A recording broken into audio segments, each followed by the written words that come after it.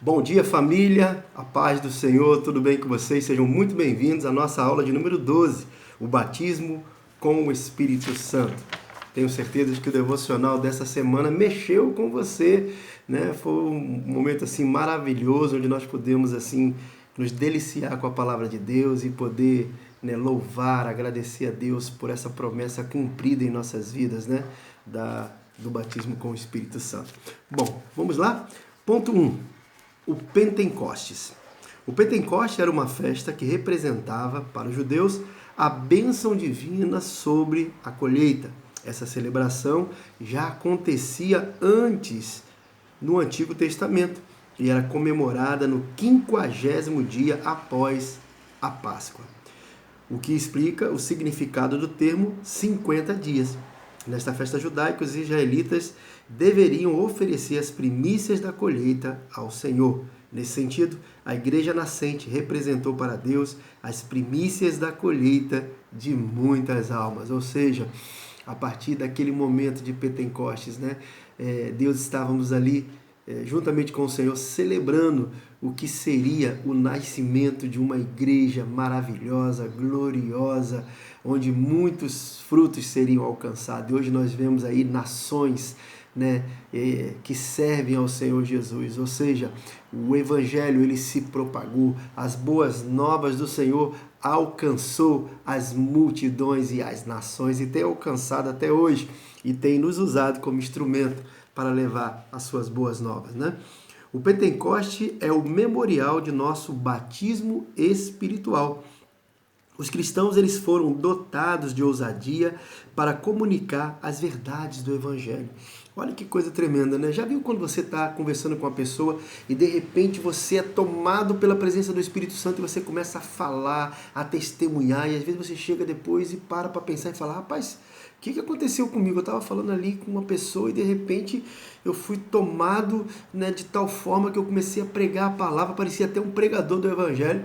Mas é por quê? É porque o Espírito Santo ele começou o quê? A usar você como testemunho para que você pudesse alcançar aquela vida ao qual você estava ali pregando. Isso é maravilhoso, não é? Os cristãos, né, então, eles foram dotados de quê? De ousadia. Então o Espírito Santo ele nos reveste dessa ousadia, desse poder, dessa autoridade. Então não existe timidez, não existe medo e você consegue ali cumprir o teu propósito. Os milagres e sinais acompanharam os apóstolos de Jesus Cristo. Ou seja, hoje esses milagres, esses sinais, eles têm nos acompanhado.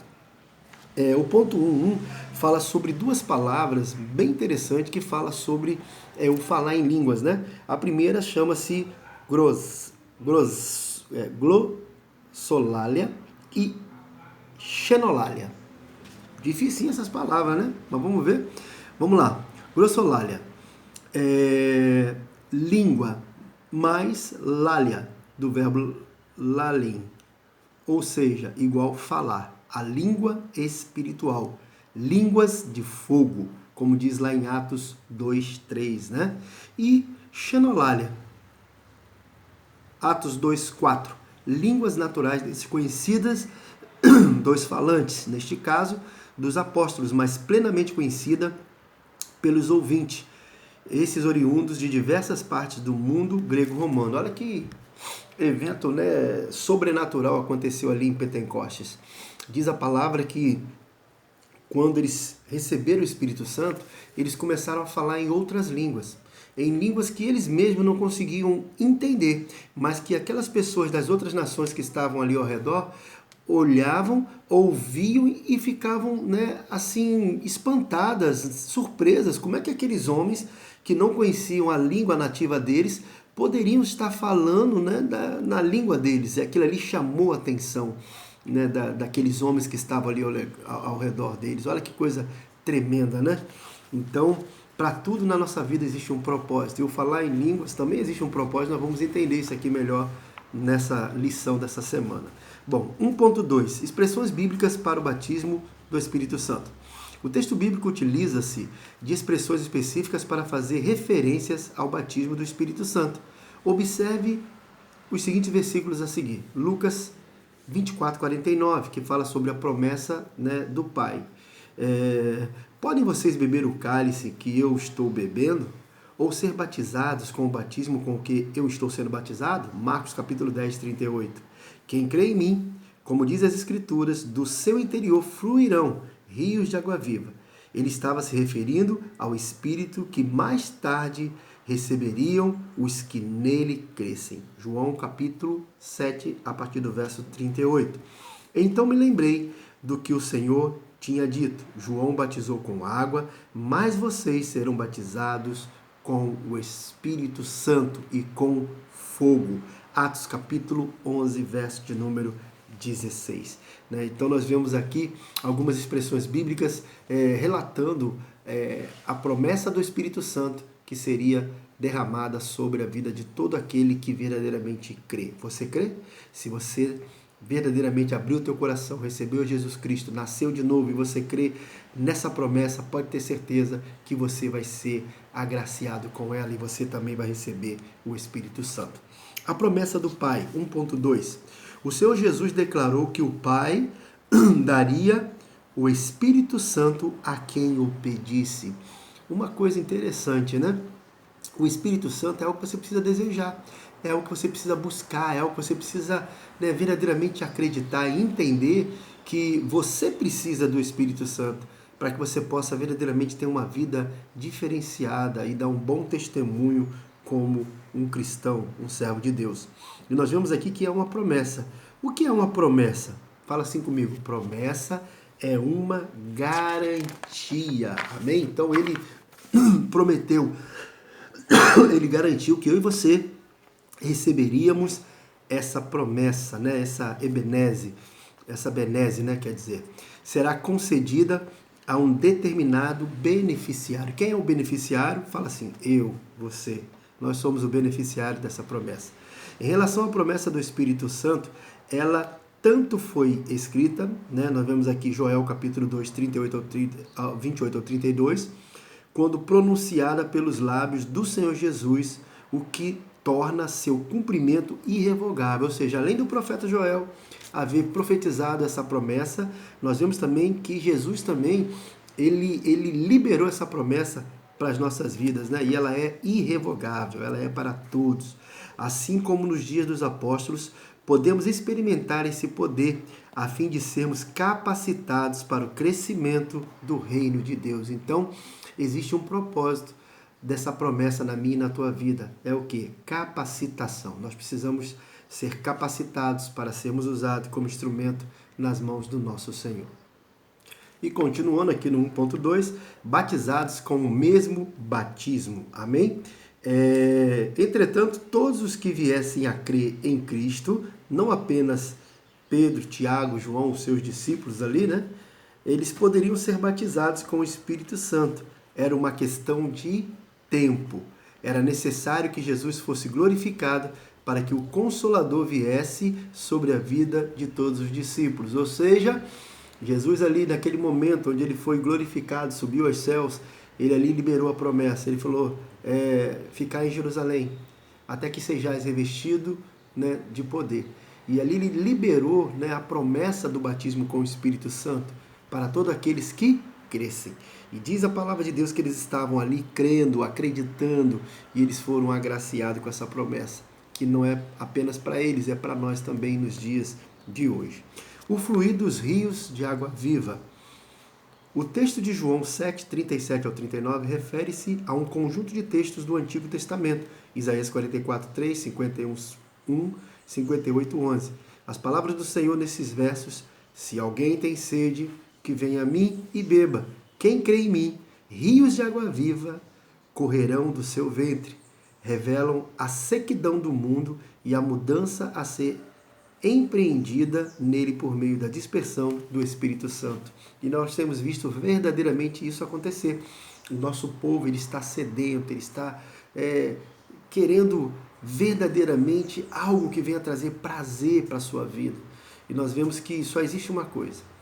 Quando você realmente tem um encontro genuíno com Deus, a sua vida é transformada e você passa a viver numa nova dimensão e os seus valores começam a serem transformados e modificados.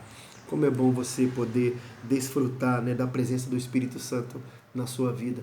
E aqui diz que nós somos como se fosse um solo seco. E quando o Espírito Santo vem sobre a nossa vida, o que acontece? É como se ele cavasse um poço dentro de nós. E esse poço começa o quê? A fluir a água. E é isso que ele fala, que quando você recebe o batismo com o Espírito Santo, de dentro de você fluirão rios de água viva. E você vai ser usado para poder saciar aqueles que estão sedentos, aqueles que estão perecendo. Isso é maravilhoso. E agora, nesse momento, eu creio que você deve estar se perguntando aí, né? O que diz aqui o ponto 2. Como receber o batismo do Espírito Santo? Primeira coisa que você precisa entender. Não há qualquer mistério nisso, pois o batismo do Espírito Santo, o que ele é? O que nós aprendemos? Ele é uma promessa. E essa promessa não é seletiva. Essa promessa Deus fez para todos aqueles que se tornam seus filhos. Amém? Quantos são filhos de Deus aí? Glória a Deus. Então essa promessa é para você também, né? Mas vamos lá e vamos ver, né, como fazer para receber o batismo no Espírito Santo. Bom, observe a seguir as condições necessárias para o cristão receber esse batismo. Primeiro, arrepender-se dos seus pecados. Atos 2, 38. Anota aí, depois você lê com calma, hein? Crê em Jesus Cristo como Salvador, como nosso Salvador e Senhor. Você crê que Jesus Cristo é Senhor, é o seu Salvador? Glória a Deus. Terceiro ponto, você precisa nascer de novo. João 3, 3 ao 5. Quando você nasce de novo? Quando você se arrepende, quando você recebe a Jesus Cristo como Senhor da sua vida, né? E outra coisa, orar constantemente. Atos capítulo 1, verso 13, 14, 2:42 e 8:15. Tem algumas referências aí para você anotar e depois estar aí, né, meditando e pesquisando através da palavra de Deus. Buscar tal experiência. Você quer receber o batismo com o Espírito Santo? Você necessita? Você deseja? Então busque essa experiência na sua vida. Atos 2, do 1 ao 3. Outra coisa, obedecer a Deus, ser obediente à sua palavra e além de obedecer, né, manter-se perseverante, ou seja, como diz a palavra de Deus, né, Deus não se agrada daquele que para no meio da caminhada, que retrocede, que desiste, e eu e você não somos daqueles que param, que retrocede, que desiste, pelo contrário, nós somos daqueles que somos perseverantes, vamos continuar buscando até receber a promessa. Glória a Deus! Cerca de 120 pessoas esperaram persistentemente o cumprimento da promessa. Atos, capítulo 1, verso 14. Eu quero ler esse verso para você. Vamos lá. Todos esses perseveraram unanimemente em oração e súplicas com as mulheres e Maria, mãe de Jesus, e com seus irmãos. Amém? Ou seja, eles estavam ali crendo na promessa, perseveraram e receberam para a honra e glória do nosso Senhor. Bom, evidência do batismo com o Espírito Santo. Quando você recebe o batismo, existem algumas evidências que começam a ser perceptíveis na sua vida. Vamos lá? Para os pentecostais, a evidência do batismo do Espírito Santo está no falar em línguas estranhas, jamais aprendidas. As referências destacadas a seguir revelam que essa experiência repetiu-se em diversas ocasiões. E eu vou dar alguns versículos aqui para você anotar e depois você está meditando. Bom, com os apóstolos no dia de Pentecostes, em Atos 2:4, tá certo? Com o apóstolo Paulo, em Atos 9:17.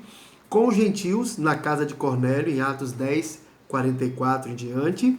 Com os irmãos de Éfeso, em Atos 19, do 1 ao 7, e com aqueles que creram, Marcos 16:17.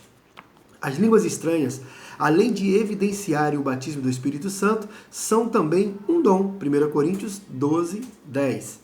A primeira experiência acontece no exato momento do batismo, a segunda diz respeito a uma capacitação do Espírito para edificação pessoal ou para a própria igreja, quando houver quem as interprete. Então, quando você fala em língua, você está edificando a sua própria vida.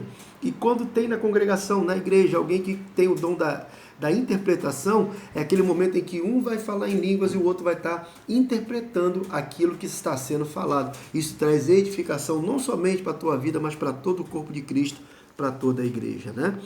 Ponto 3. A verdade bíblica acerca do batismo com o Espírito Santo. Atos capítulo 11, do verso 14 ao 16.